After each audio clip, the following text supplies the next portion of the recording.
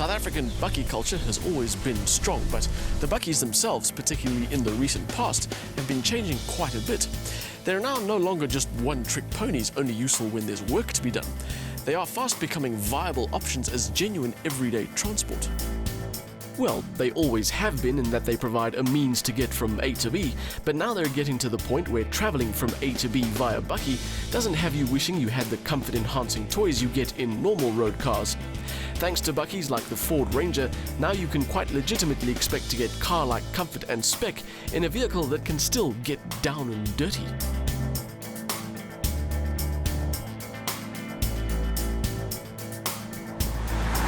As you may have noticed, we're not driving a Ford Ranger, we're driving one of its major competitors, the Isuzu KB, which has just undergone an update. And it is another example of how advanced buckies have become. We're not driving the top of the range version, we're actually driving near the bottom of the range LE. And still, it's pretty well spec'd in here.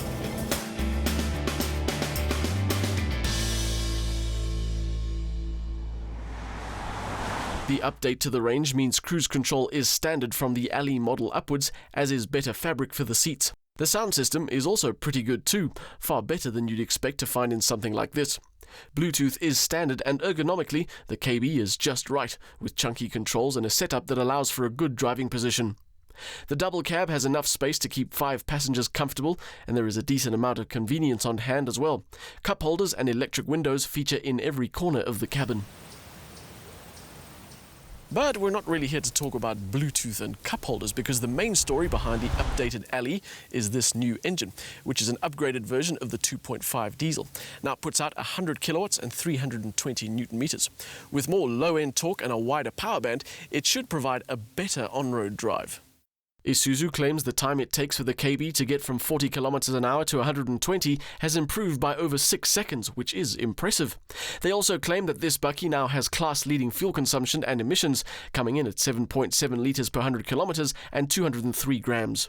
Of course, those are very important considerations for everyday transport, as much as comfort and drivability are. And on that second point, the updated engine certainly provides enough power to keep things going at an okay rate. But the KB never ever really feels like anything but a bucky, with its slow steering and its wobbly gear shift and a clutch that takes a while to warm up, and a suspension setup that transmits every crease in the road directly into your spine. It is very difficult for these kinds of cars to manage what could honestly be considered an easy drive, with the requirements of being able to get the job done. But our Volkswagen Amarok long-term bucky, which has a lower spec than this KB, still also feels like a bucky, but it does feel better than this one when driving on tar. Although it does cost around 80 grand more.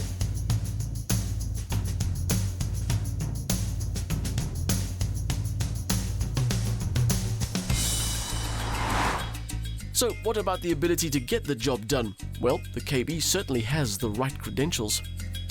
Most manufacturers are happy for their buckies to carry a 1-ton load. The Isuzu carries 1.2 tons.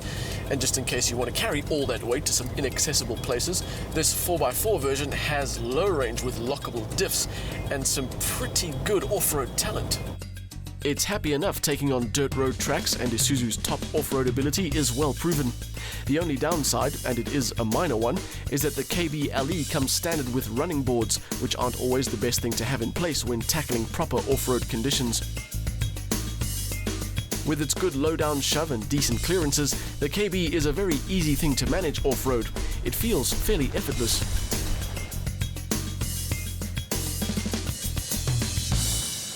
Isuzu are very proud of the fact that the KB, which is built in South Africa, undergoes extensive local testing before it gets signed off by Japan. But that doesn't mean it's perfectly suited to all local conditions. Case in point, you can't lock the tailgate. And there are some other curiosities. The sound system's USB connection uses the incredibly inconvenient mini USB connector, and the KB doesn't have a trip computer. Yes, they are things you can live with/without, but they're also small things that add to the everyday enjoyment of a car, and they're also things that the competition has got right.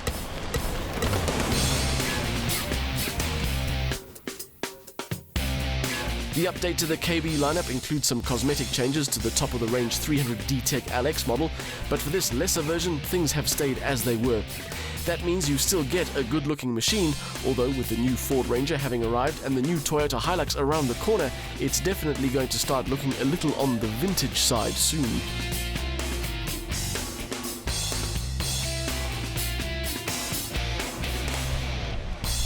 Those things, combined with the ride setup I mentioned earlier, means the KB as a package does have its shortcomings. But if you concentrate on the main ingredient of the upgrade, the engine, there really isn't a lot to complain about. It now delivers more power and an easier drive, and still packs a decent efficiency. And at 400,000 Rand, the Isuzu KB still offers fairly good value.